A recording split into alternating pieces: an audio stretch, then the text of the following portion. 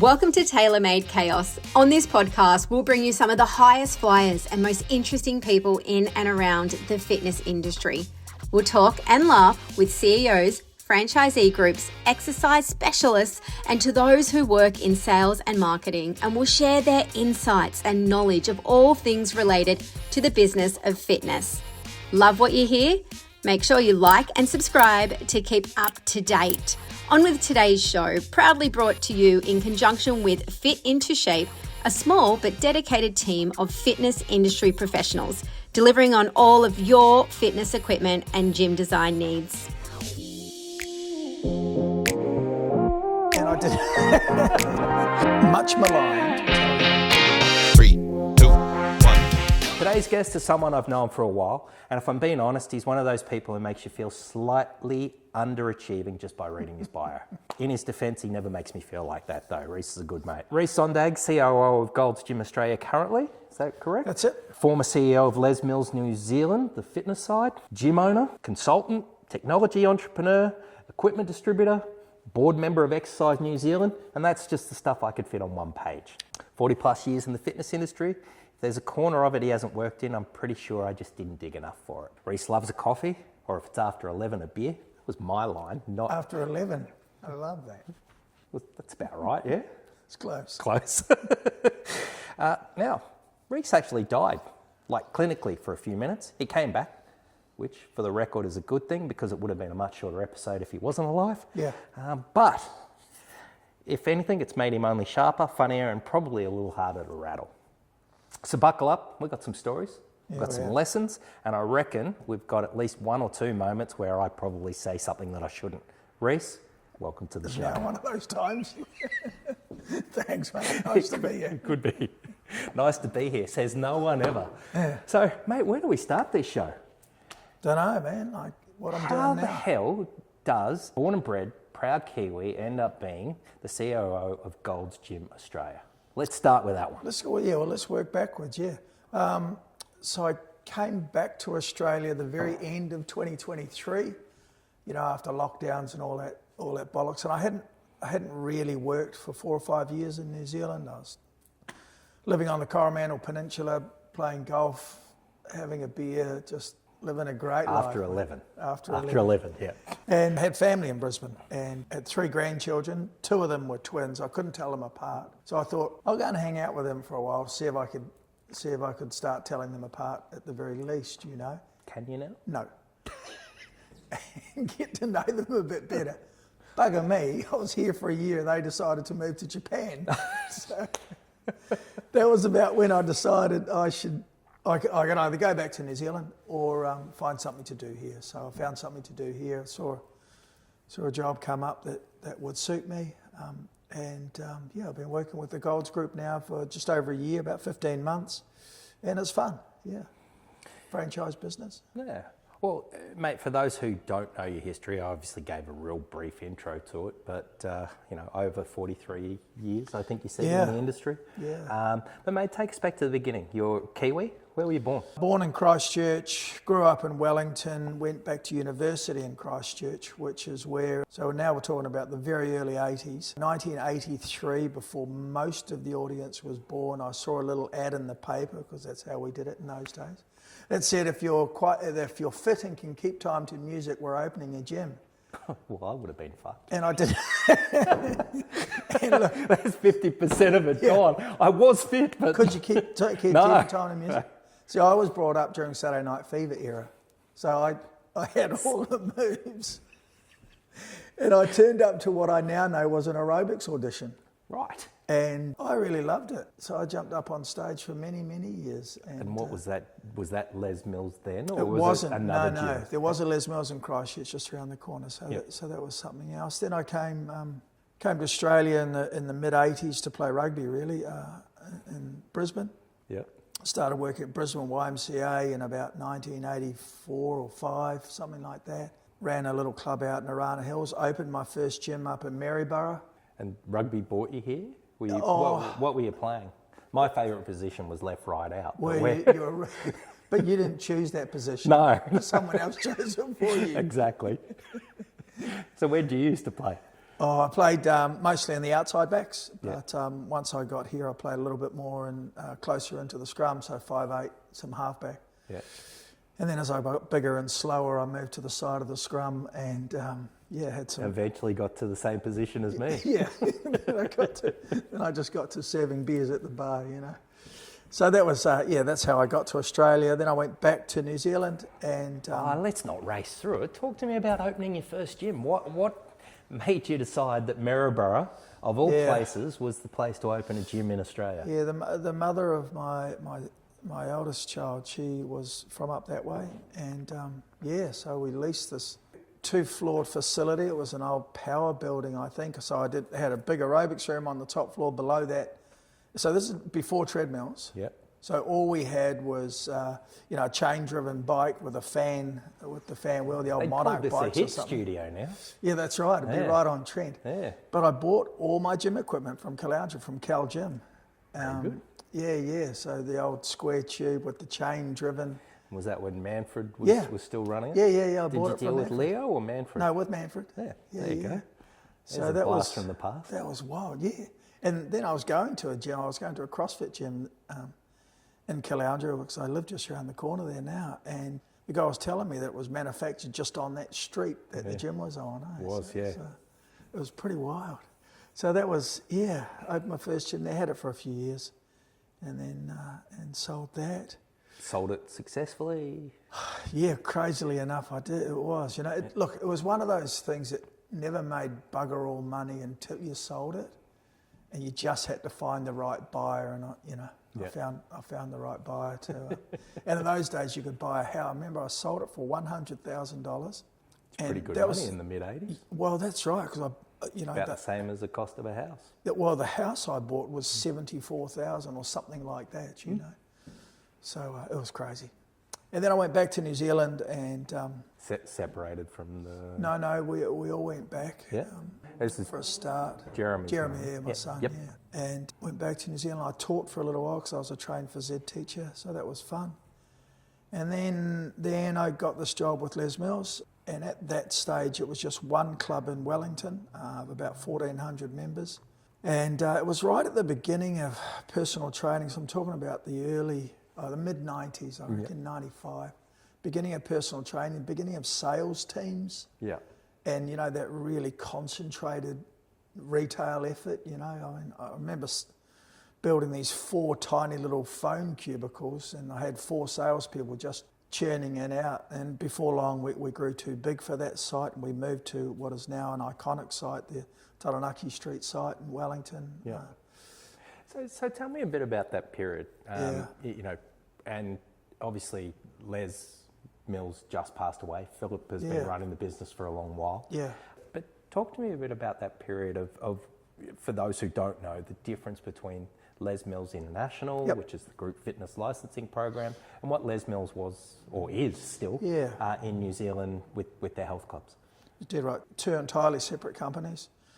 Les Mills International, which develops and distributes the group exercise programs, and then Les Mills New Zealand. So we owned and operated 13 clubs, around about 50 couple thousand members.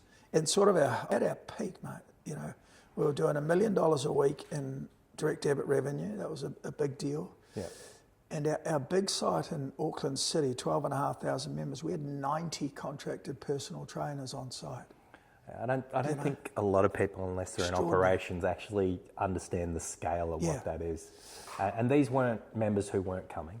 This was a massive, big attendance. 8,500 square metres site, maybe even bigger. Yeah, a bit bigger probably. We never really knew because it was all over the place. It was full of nooks and crannies. Yeah. And it was one of the most unique clubs I've been to globally. Especially that area, in the second level, in the main front building where you had to duck under buildings. Yeah, low. You would have ducked under. Yeah. I definitely had to duck under, but it was such a unique experience. As an Australian who got to travel over and in that sort of early 2000s sort of period, it was what I would have said was one of the market-leading clubs globally at this time. So, I started with the business in 95, 96. I became CEO in 2002. And I say this respectfully, but it was a lot easier for us. There wasn't wasn't lots of competition. It was the birth of the budget clubs. I mean, I still remember when Jets opened in New Zealand, and they were doing radical stuff like Swear away, this is tailor-made chaos. You They had- say or do whatever you want. They were doing crazy shit like having no-term contracts. We're going, what the fuck? That's never going to work. Yeah. They were advertising their price, $11.90 a week on the side of buses. Kind of like the anti-gym. Exactly, right? they were, man. Like you still had to phone and get through with us to get through 4 different phone calls to get a price, you know. Yep. And we were sitting there shaking our heads, going, this will never work. That's how much we knew the birth of CrossFit. We were working through that. But we built our entire model on group exercise. Yep. So it was we coined. Well, there's several phrases we coined. One was exertainment. So how do you keep people entertained? And this other phrase we used when we built that beautiful Wellington club was a daytime nightclub. So it's entirely inappropriate now, but it was sort of that whole mentality was, what do I have to do to attract lots of women into the place? Because men will turn up in any case. So if you use the nightclub analogy, they'd have a no door charge for women on a Friday before 10 o'clock, or they'd have half price drinks from 8 till 10 on, Yep. Like that's where men are going to go, right? Yep. And so we built this model around what do we have to build to attract women to our clubs? Cool. And group exercise was, exercise to music was big. Yeah, well, I mean, your reach was pretty big because of what you did there. And I remember, we're fast-tracked forward a little bit, but you work with a gentleman called Nicky Dean and helped set up the Go Health Club chain with him. Yeah, I had a beer with him just a couple of weeks ago, actually. Yeah, and Nick's gone on to do Soak Bath Health, but what he was trying to do with the clubs, I think, emulated a lot of the success from over there. Yeah. And obviously, he achieved an amazing buyout, from FLG, or Good Life Health Clubs at the time. I think people forget how much of an influence you've had on the industry, and I mean, obviously, it wasn't solely you, but who would you say inspired you back in the day? Was there somebody that you kind of went to and went, this is where I got inspiration from? Look, I think Philip Mills would be, what I learned about working with Philip is he was always right. He might just be 5 years ahead of when the right was going to kick in. Smartest guy, hardest working, just incredible. But he just knew shit, and he believed it so passionately, and we ran a really great company based around really deep culture and wanting to improve the lives of New Zealanders, and that was really important to us. We were hyper successful as well, we were getting 42% EBITDA returns across the group. That's incredible. It was, it was fantastic. We just had a great time. We had 37 people at head office function. We had a marketing team, a finance team. It was just, Guy Needham was head of marketing, just so much fun to work with, and we were making TV commercials in those days, spending hundreds of thousands of dollars producing. We worked with the top architectural agencies, the top creative agencies, Mears and Tain. They were just creative geniuses at building a brand, So this is where I think, times have changed a little bit now. It's we look for a more short-term gratification with our advertising, and we don't think often about what this future demand looks like. So at any time, there's only a portion of your market who are ready to buy. So you need to consider, when does the rest of my market come on board? With a gym industry, it's always flowing through. So the people who don't respond to your action-driven campaign today have got to see something that is still likable and desirable. And aspirational, I suppose. So. Yeah. And I think in our desire to fucking continue to run monthly campaigns, I'm still seeing $7 change. for 7 days. Yeah. But I'm still seeing change. Like somehow we're locked into this beginning of month and end of month. I start a campaign here and I do a mid-month thing, and then I do an end of month wrap. Like, come on, guys, we're better than that. That's a good question. Are we? Yeah. I think we want to be, but are we? It's it's expensive now though, mate. To build clubs. Our latest club, and this is nowhere in the region of realm of what some other guys are spending, but our franchisee, they're spending $3.5 million on a.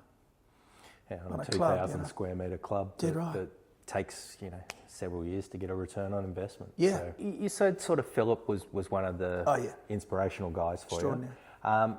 Mate, you kind of got onto that speaking scene, obviously because you became fairly prevalent.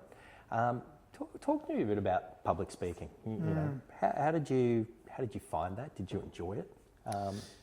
Yeah, I think that's so I was a trained teacher, so getting up in front of people was fine. And Philip's belief was always that we should freely share what we do well to make the whole industry better.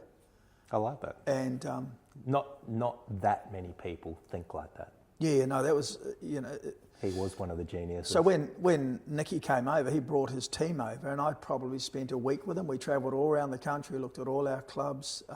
We were visited by, David Patchell-Evans, the largest private club owner in the world, I think at the time. He had 300 and something clubs in Canada. He would bring his team out to sit with our team for 4 or 5 days at a time, and Philip would freely share, make sure nothing's out of reach, So that got me into, I presented at Filex, I presented at Ursa, I presented at China Fit, and then it more latterly got consulting work in lots of those places as well through that presenting stuff. So, I mean, obviously you became a pretty prominent figure. You ended up leaving Les Mills. And end of 2013. Yeah, and our paths kind of crossed there, and I pitched to you a crazy idea. Yeah, Cybex. Doing Cybex in New Zealand. So talk to me about that chapter. I mean, I can talk about it. Yeah. How I recollect it. The name, NRG Fitness, was the combination of yours, mine, and one other. Yeah. And then it kind of played on that word energy. But I ended up moving out of it fairly quickly, and you took it over. We had Rob there, who was arguably one of the best salespeople I think I've ever worked with. Yeah. Talk to me a bit about that chapter. I mean, obviously, you went across to the dark side, so to speak, of equipment sales. How did you find it? I'll tell you what I learnt real quick, because I'm not a very good salesperson. That's why I needed the Robs and the RJs and stuff of the world, And I was pretty naive, I think. That was in the you time. got sold a dream. Well, that's right, and that's when Cybex got sold to Life Fitness then. So essentially, I had to find another product, which is when we started bringing the Matrix brand into New Zealand. And when we brought that brand in, there was only one independent site in New Zealand, and over the 4 and a bit years that we had it, we flipping did a great job. RJ and Rob and I and a couple other guys. And Johnson Health Tech really shafted me. There's no doubt. They from their Australian office, they determined that they could manage the New Zealand through their subsidiary office, and they just shafted me. There was a degree of naivety on my part about that distribution agreement that I should have been tighter on, and I didn't meet the minimum sales for that in year 5. I missed it by about that much, and they used that as the catalyst. As the catalyst to say we're not renewing it, but far out, they can just kick you out. So we spent hundreds of thousands building the brand in New Zealand, and having just done our first 2 or 3 big independent sites, one in Auckland, one in Christchurch. I mean, there was also obviously a lack of compassion there, losing, Rob Andrews in the middle of that. I mean, I'm sure you've lost a lot of good people, but he was somebody who it was incredible to attend his funeral. I don't think I've ever been to a funeral where it was just that overflowing and that many people there. It was quite surreal. Yeah. But I mean, you were fairly close to Rob. Yeah. Did that one hit hard, or? Yeah, it was. Look, it was tough because he was sick for quite a while as well, which meant from a work point, a commercial point of view, he was out of action for. Absolutely fine. Which didn't help though with that whole period. Dead right. So that was Rob's passing was tough for everybody, and RJ's still in the business now. A great little business called Muscle Department in New Zealand, where he's it's really cool. He's got into a lot of that retro which has become in vogue. Yeah. So I've seen some reels of him picking up equipment from all over New Zealand, taking his ute and getting some old Universal stuff, the old chrome round things. Oh, wow. Yeah. I mean, most people don't realise Universal got bought out by Life Fitness, I think so. I know here there was... McClure's used to do Universal and then they ended up getting Life Fitness. So I can't remember the whole story, but that'll be a history lesson for another day. Well, that's right. But, that chrome kit was incredible. It was way ahead of its time. It was. I remember using it at Canterbury University. Had some Universal, and we used to, the big competition then was to do the whole stack on the pin load on the chest press. I was flatting with a guy called Phil Robson, who was a prop for Canterbury. Far out, he was a good prop too. He got his blazer for Canterbury during the Shield era, and he and I would go and try and do the full stack of shoulder press and chest press. That was our training. Pretty scientific. The difference between ambition and capability is I would still love to be able to do that, but I have no capabilities whatsoever. So it was funny. It was fun, mate. Yeah. So mate, we're obviously going all over the shop, but you ended up leaving that distribution sales and under, we'll say, questionable acquisition by Johnson Health Tech. What happened after that? I retired largely. So I hadn't, until I got over here, I really hadn't worked for 5 or 6 years. Yeah. So you did some consulting though in between and a bit of speaking. And I did a bit of work with Ben Davies at Blue Fitness. Across those brands. And then, during that period was probably, what I still think is one of your crowning testimonies was the work that you're still doing with Exercise New Zealand. Yeah. Talk to us about that. I mean, Richard Betty's been there for a long time. Richard Betty's been there for a long time as CE. I've been on the board now, I think, from about 2015. I think I'll do one more year, there's a little bit of transitionary stuff. But I really enjoyed that role. I've often taken on the vice chair role because I have no desire to be chair because you have to remember shit and sign papers and stuff. So as long as I can just sit in the background and manoeuvre things around, I'm really happy. How's timing? Is he still timing us? 4 minutes. So I still sit on the board there and go back a couple of times a year for board meetings, but we do Zoom board meetings now. Richard does a fantastic job as CE, and we've got some really good people voted in on the board over the last couple of years. So excellent. Really strong board, strong organisation. Yeah, so mate, obviously great to hear about the work with Exercise New Zealand and that it's still going. Yeah. I think part of that sharing openly that you talked about before is something that our industry has started to do more of. And we were talking on the way here about the upcoming AusActive parliamentary event. You haven't been to that one yet, have you? No, I'll go though this year. Yeah, absolutely. No, it should be good. I mean, I really like the fact that AusActive is really trying to push into that health space, and probably is slightly visionary, but for people to realise that fitness is beyond vanity, it's beyond metrics, it's this greater health cause, and hopefully we start to become more aligned with that. So look, it's an interesting debate, isn't it? Because we had the same debate with Exercise New Zealand and government involvement as well. And the questions you've got to continue to ask is, whose job is it? So getting everyone in Australia active, whose job is it? Because the peak body is, and this is what we determine in New Zealand, the peak body is there to service its members. Its members are people who are registered as fitness professionals and gym operators. So if they're your clients, how do you benefit them, by in this work that you're doing? And influencing government decisions and policy stuff is flipping hard. Very hard. It's time consuming. It can be expensive. Lobbying's expensive. Yeah. But look, Ken seems to know what he's doing. Had a good chat with Emmett the other day as well. So good luck.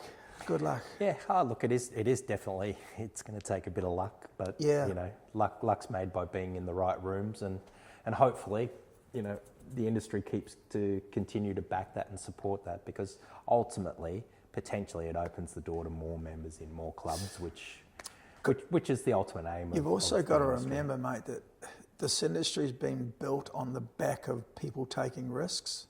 Ma and pa operators having mortgages and hiring people and no help from the government. True. Zero. In fact, they've stood in our way lots of times. This is the argument I have in New Zealand, and it's similar here. And we're never going to have it. My other part of this one is, let's say 15-16% of the population are currently enrolled in a fitness facility. Maybe that's about it with our current model. Maybe. Yeah, look, there's obviously lots of different trains of thought, and you've got the weight loss side of it. Yeah.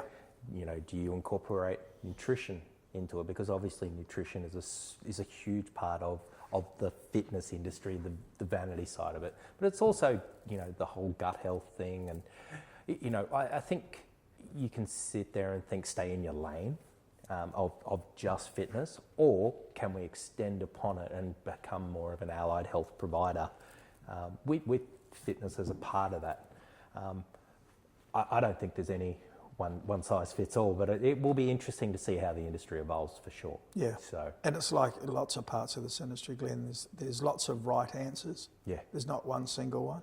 Yeah. And look, for the brand that I'm working in at the moment, we're a lifting gym. We lift heavy things. What the good part about that is it seems to have come around again. Lifting has become popular again. Yeah.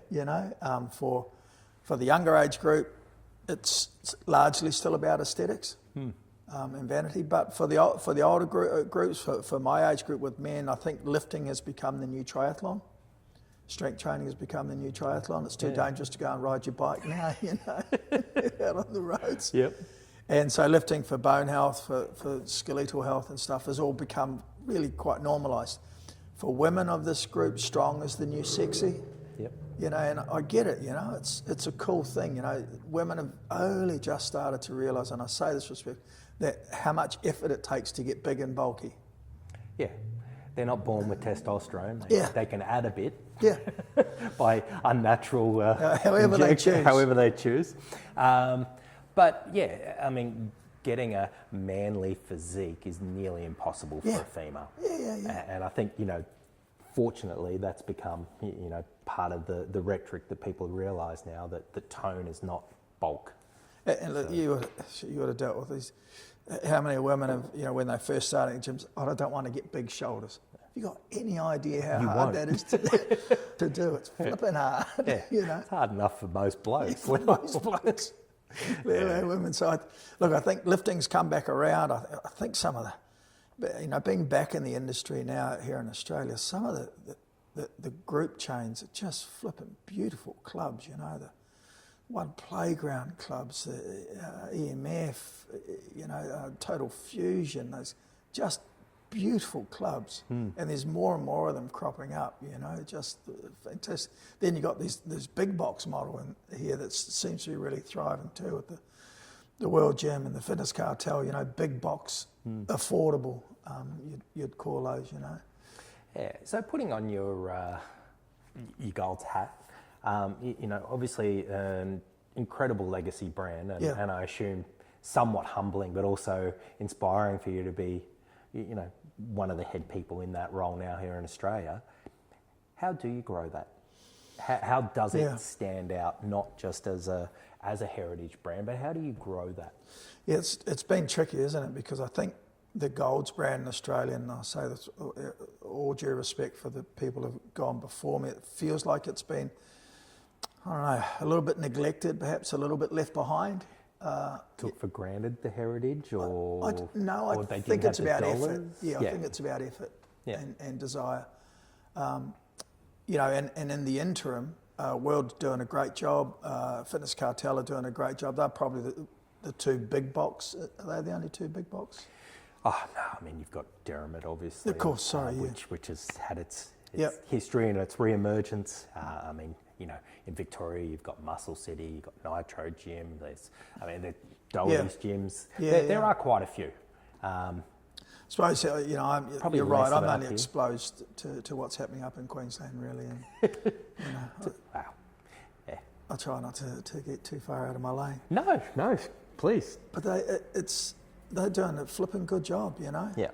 Building big clubs and still keeping them affordable, and building bloody nice, really nice clubs. You're not seeing that in New Zealand. New Zealand doesn't have the population to sustain it.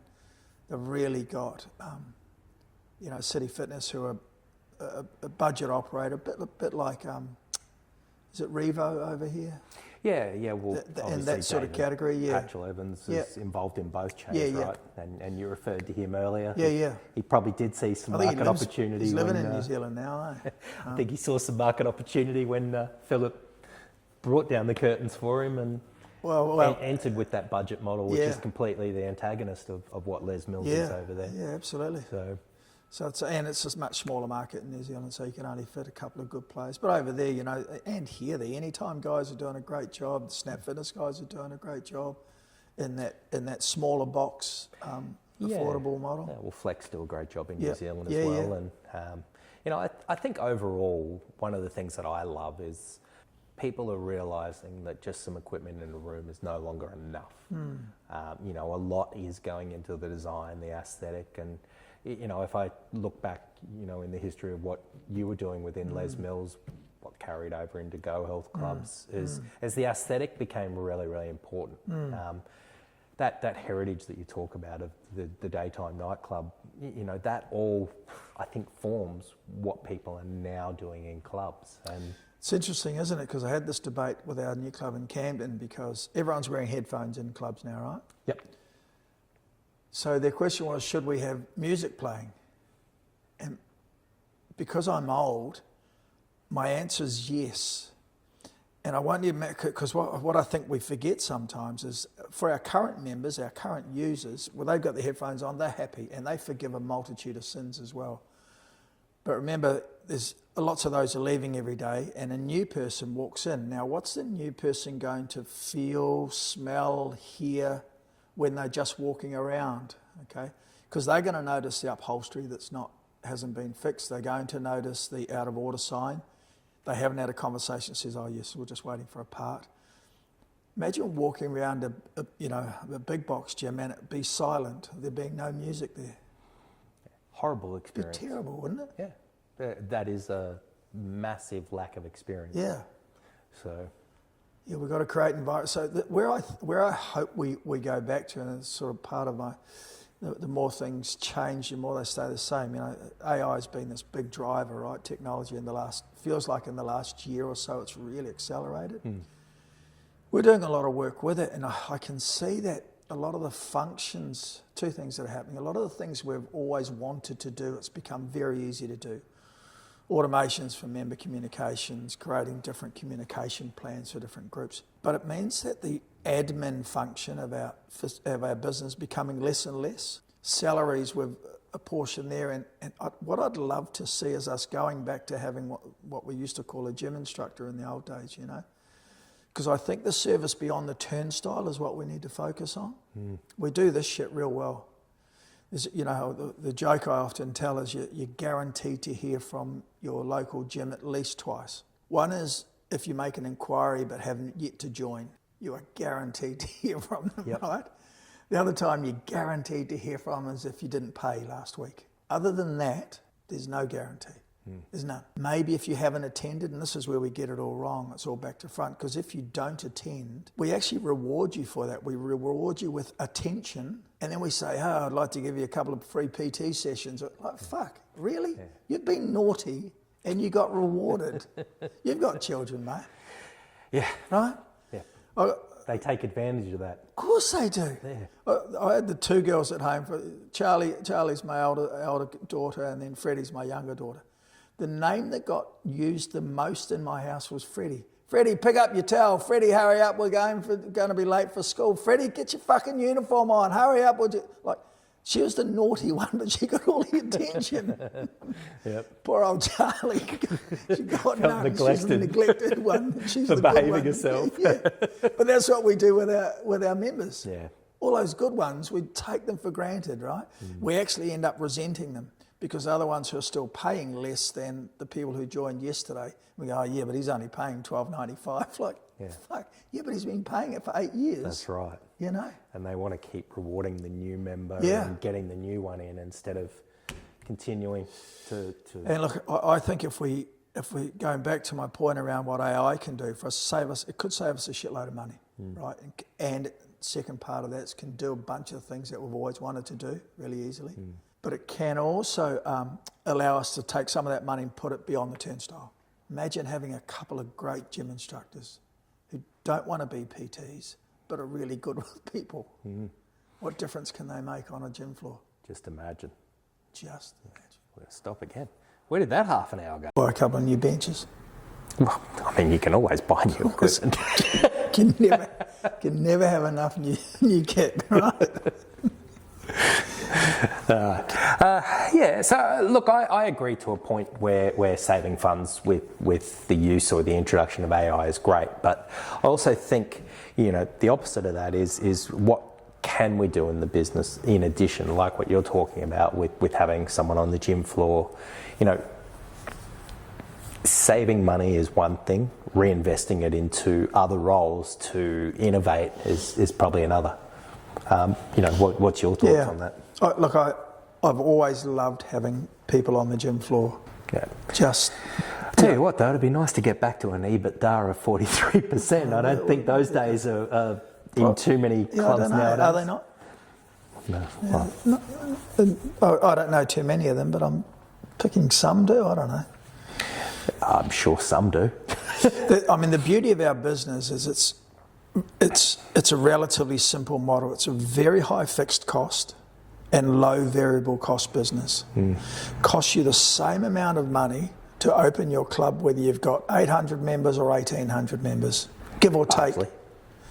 So once you get to break even, and that's really the key, is knowing what break even is, then almost 100% of the next member goes in the income line here and it goes straight down here, almost all of it. Yep. Conversely, if someone leaves, all of it comes out of the income line and all of it comes out of the profit line. Right, so it doesn't take long for that number down the bottom there to shrink real quick, right? Well, I think that's what a lot of independent operators are feeling now. You know, their membership numbers may not have particularly decreased, but obviously their operating costs have gone up and they haven't gained more or new members. So, I mean, thinking outside of the box and putting back your consultant hat back on, what would an independent operator do now to be competitive? Yeah, a lot of them just need that big capital investment again to be able to compete with those big box guys, right? Yeah, look, I think you're partially right, but I think it's a number of the simple things too, like little things like you talked about. Members notice upholstery. They notice if the bathrooms aren't clean, and I think that's where potentially the AI can assist independent operators to increase their profitability again. Because it's all about yield, with this business, because as I say, it costs the same to run whether you got 800, 1,800, therefore it's about how much each of those people are paying. This is my bone of contention with Fitness Passport here as well. Good, give us it. That's the greatest business model ever, right? Sell a bunch of gym memberships and never own a gym. How many businesses are like that? You've got Uber, you've got What If when they first started in the day. Some of the biggest businesses don't actually own anything themselves. Great business model. It's a parasitic model though. It's a parasitic model. It's entirely flawed for a big box operator. So how do you get around that? How do you not have it? You just don't offer it. Okay. So it works. So our latest opening in Camden, we don't have it. One before that was Toowoomba, we don't have it. Yep. You just don't offer it. Okay. Now, what it means is some people will choose a Fitness Passport facility. Fine. When you do the math on the yield, you'll be okay with it. It's okay, you don't have to service every single person who knocks on the door. And remember, that's one person who's using the same treadmill but paying maybe only 2/3 of the rate of your other average yield of what I call normal members. Yeah. And when you really interrogate, what Fitness Passports seem to be doing is going out actively recruiting large employers in towns, and they're doing the deal. So we might have members come in and say, I'd like to cancel my normal membership, please, and take out a fitness passport. Oh, fuck. I was getting $20 a week, now I'm getting $12 a week for the same person. Yeah, I can see why you have the mindset that it's quite parasitic. It obviously there's no does other word erode for it, mate. They couldn't operate without us. They invest nothing in it. We're not even allowed to talk to their members to encourage them to come more often. No, because that would be counterintuitive because they of course it invest is. more. So here's an industry that's been much maligned for taking money and not encouraging attendance, happy if you don't attend, which has actually never been true, but let's say that's much like... Here's a business model that makes its money off non-attendance. Crazy, hey? The You way think? the wheel turns. You think? But it's going to take a groundswell of more than just one little gym chain like us to go, no fitness passport, thank you, because there's a degree of courage in that. Could be one of those great talking points at the conglomeration of minds that I was active in Canberra. So it's a bit like I've always thought about like petrol prices too. What if the whole community got together and said, right, we're not we're not buying petrol from a BP station for the next 2 weeks? would they feel it?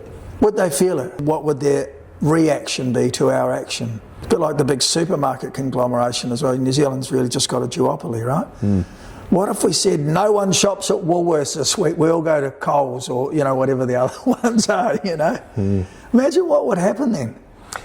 They'd probably run out of reserves or whatever that is and then force them to succeed anyway. People power though, Yeah.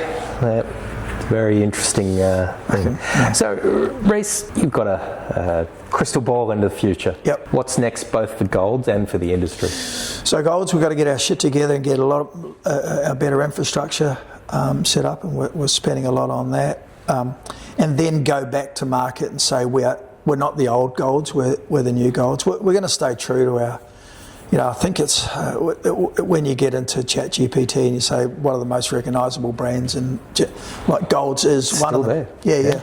I think Anytime comes up number one just by sheer volume. Yeah. And Golds comes up as number two worldwide as the most recognised. And when you're talking about future demand, brand recognition is a key to that. Yep. Right? But then you've got to stay true to that. We're a lifting gym. We're going to have lots of platforms. We're going to have clanging, So yes, we're going to have reformer. We're going to have recovery. We're going to have those other things as well. Yep. And we designed some nice clubs. So we'll go back to market and say we're looking for fresh franchise holders. But I think we'll do it in a slow, really controlled manner. It feels like that's a nicer way for me to do it. Anyway, there's a degree of humility or something that says it's okay. We're not going to be the biggest and fastest growing. We're not going to be the loudest. We will just do a fucking good job for our franchise holders to make money out of this thing. Well, and that's the massive part of the industry, right? Is people still need to see profitability. There are more and more business owners who may have a passion for fitness, coming in. I think 15, 17 years ago when Jet, Snap, Anytime kind of hit the Australian market at their own sort of things, and later followed by Plus and some of the others. I think what they showed, and I think I saw a recent study showing that the fitness industry franchises is now recognised in the top 50 franchise brands globally. Right. I think what we're seeing is a lot more investment in the industry. So where I'm going with that long prelude is profitability is obviously key for business success, not just for people wanting to invest, but obviously for people who are invested wanting to make more money. How do you wrestle with profitability as a driver versus the outcome? Or are they interlinked? They're inextricably linked, yeah. Yep. If you don't make a dollar, you won't be open next year to do all the nice things that you'd like to do in the community. Yeah, the profitability is not evil. It's an absolute necessity in the business.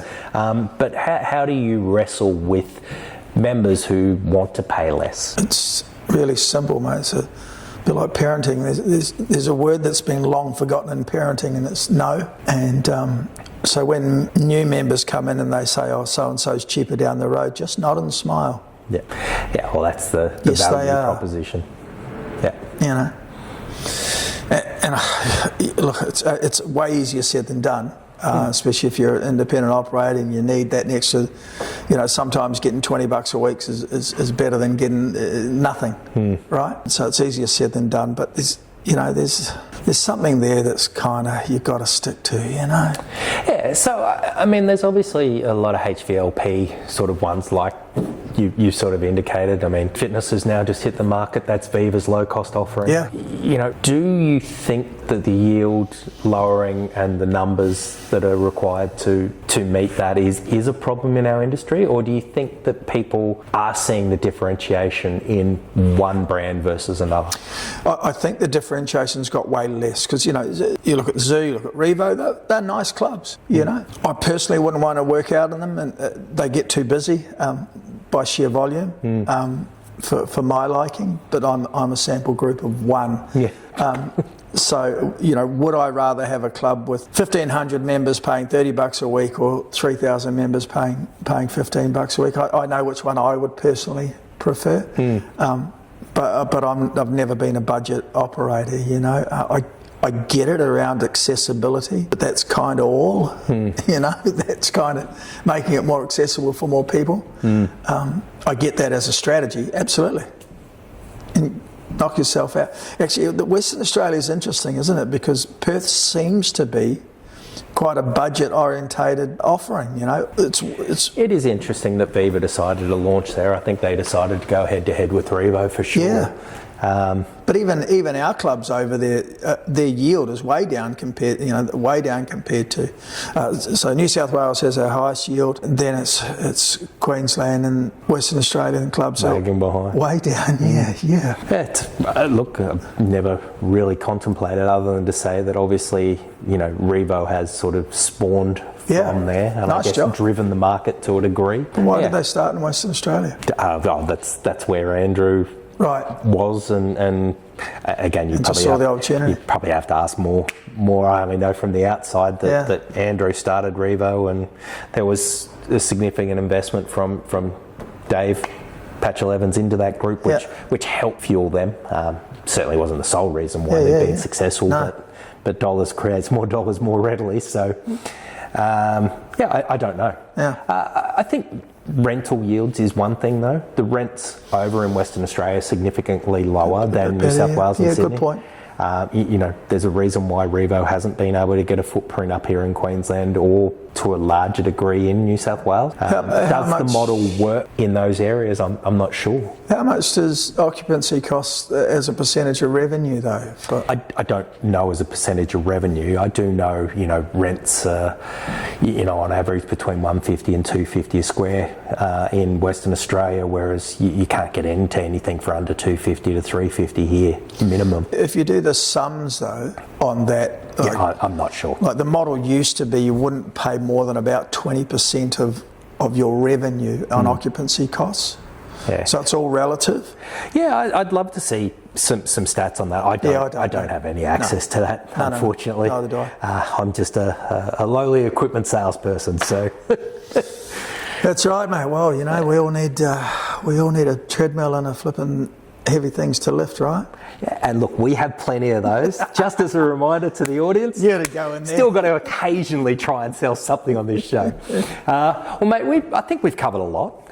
What haven't we talked about? I suppose we didn't really. We only touched on the fact that you died. Yeah. And I think you said that was only just recently, 12 months ago. It was a year ago last week. Probably a ripping tale to tell if you're happy to. Yeah. So I was driving around that morning and I was on the phone to a couple of people and I said, geez, I'm hungry. I feel bloody lightheaded. I don't think I've eaten enough, and so I'll stop at my little cafe around the corner from work in Maroochydore, where I go to most days, or anyway. And for some reason, I parked across the road, which I never normally do. I'm normally right round the corner. And as I opened my door, I must have passed out. And I drive a four-wheel drive, so I landed head first on the road.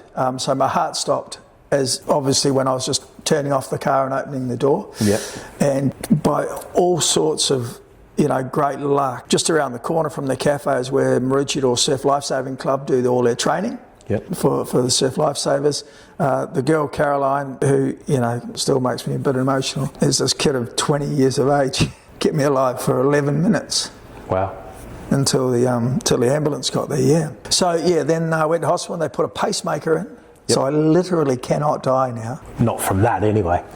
Trucks, buses, things like that, they can still get me, but literally this thing cannot stop. So it now beats at 70 beats per minute, which apparently is the optimum. So what I've learned is it wasn't a plumbing issue, it was an electrical issue. Right. Your heart requires a little electrical impulse to do that thing, and mine just forgot to go. So now there's a little battery in there that, every 70 times per minute, which apparently is the least amount of power you need to, it keeps me alive now. So it still could be a plumbing issue, but there will never be an electrical issue. Never be an electrical issue. Yeah. Well, let's touch wood and let's hope that there's neither. So, no, it's all good. It's just an incredible surgery, and just fucking. They put a battery in your heart with some wires into you. A battery, they build a little pocket here, put a battery in there, a couple of wires that go somewhere into your heart, and just keep going. As good as new. Better. Well, now that we've covered that one, is there anything else you want to talk about? No, mate, I must say I was really getting back into the industry in Australia. I'm really impressed with the operators here in Australia. It was, in the previous life, I thought Australia was a bit later on board. I had to go back right to the early 2000s when fitness first came. That was sort of the first big player. Here, where in New Zealand, I felt was a bit further ahead with Les Mills in particular, but far out. They're way past. Way past. And as we talked about earlier, man, some of these clubs these guys are building are just fucking beautiful. Yeah, really good. That new Function Well at West End. It's just beautiful.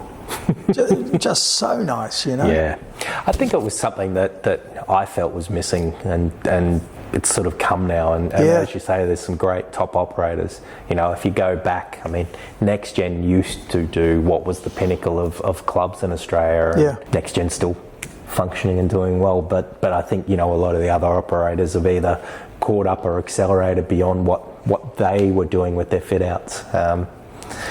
It'll be very interesting to see the future. But they've also incorporated that club within a club really well, and which is why probably independent Pilates studios are possibly struggling a bit now, because big box clubs are putting a studio inside.